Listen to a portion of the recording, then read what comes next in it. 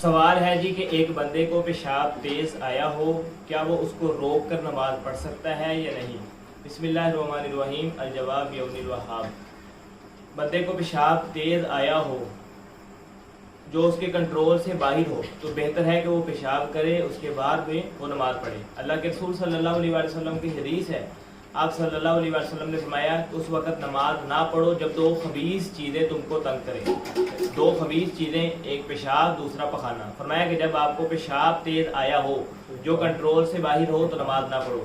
پخانا تیز آیا ہو جو کنٹرول سے باہر ہو، آپ نماز پڑھیں، نماز میں ہر جائے، نماز پڑھیں دھیان بٹکے تو پھر پہلے آپ یعنی اپنے آپ کو مکمل ریلیکس کر کے آؤ، پیشاب پخانا یعنی اس خباستوں کو دور کر کے آؤ، گندگی سے غلاظت سے اپنے آپ کو دور کرو، پھر وضو کر کے نماز پڑھو۔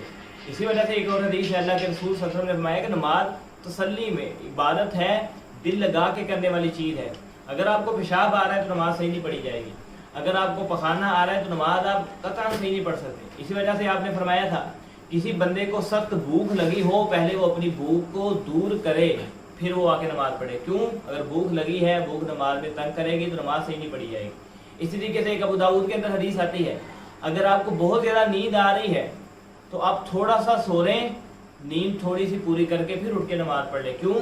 اگر آپ ایسے نماز پڑھیں گے نماز کے اندر نیند آئے گی تو نماز خراب ہوگی۔ تو یہ ساری چیزیں اس وجہ سے ہیں تاکہ نماز کو ہم اچھے طریقے سے پڑھ سکیں۔ یہ عبادت ہے، ڈائریکٹ اللہ تعالیٰ کے ساتھ رابطہ ہے، اس کو اچھے طریقے کے ساتھ قائم کریں۔ اسی وجہ سے اللہ کے رسول صلی اللہ علیہ وسلم نے اتنی زیادہ رخصتیں دی ہیں۔ بھوک لگی ہے پہلے بھوک ختم کرو، کھانا کھا لو پھر نماز پڑھو۔ نیند آ رہی ہے تھوڑی دیر سو لو، نیند دور کرو پھر نماز پڑھو۔ پیشاب آ رہا ہے پہلے پیشاب کر کے آؤ پھر نماز پڑھو۔ پخانا آ رہا ہے پہلے پخانا کر کے آؤ پھر نماز پڑھو۔ تو یہ ساری چیزیں اسی وجہ سے اللہ کے رسول صلی اللہ علیہ وسلم نے بیان فرمائی ہے تاکہ نماز کو ہم اچھے طریقے سے پڑھ سکیں۔ تو اگر کسی کو پیشاب اتنا آیا ہے جو اس کے کنٹرول سے باہر ہے، نماز میں دھیان بھٹک جائے گا تو اس کو چاہیے کہ پہلے پیشاب کرے پھر وہ یعنی آ کے نماز پڑھے وضو کر کے۔ ہاں اگر پیشاب تھوڑا سا ہے جس کو بندہ کنٹرول کر سکتا ہے، دھیان نہیں بھٹکے گا تو پھر اس کے اندر انشاءاللہ کوئی حرج نہیں ہے۔ پخانا ہلکا سا آیا ہوا ہے جس سے نماز خراب نہیں ہوگی، نماز کے اندر دھیان بھٹکے گا نہیں تو انشاءاللہ اس کے اندر کوئی حرج نہیں ہے۔ بھوک ہلکی سی لگی ہوئی ہے جو بندے کے کنٹرول کے اندر ہے، دھیان ادھر ادھر نہیں جائے گا، کھانے کی طرف نہیں جائے گا تو انشاءاللہ اس کے اندر کوئی حرج نہیں ہے، پہلے نماز پڑھ لے بعد کے اندر بندہ کھانا کھا لے۔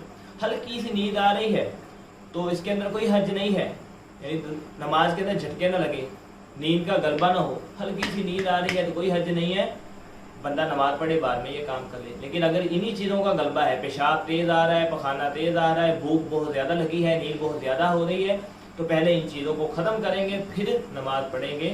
یہ اللہ کے رسول صلی اللہ علیہ وسلم کی تعلیم ہے۔ اللہ تعالی ہم سب کو دین اسلام کے احکامات کو صحیح طریقے کے ساتھ سمجھنے کی اور پھر اس پہ عمل کرنے کی توفیق نصیب فرمائے۔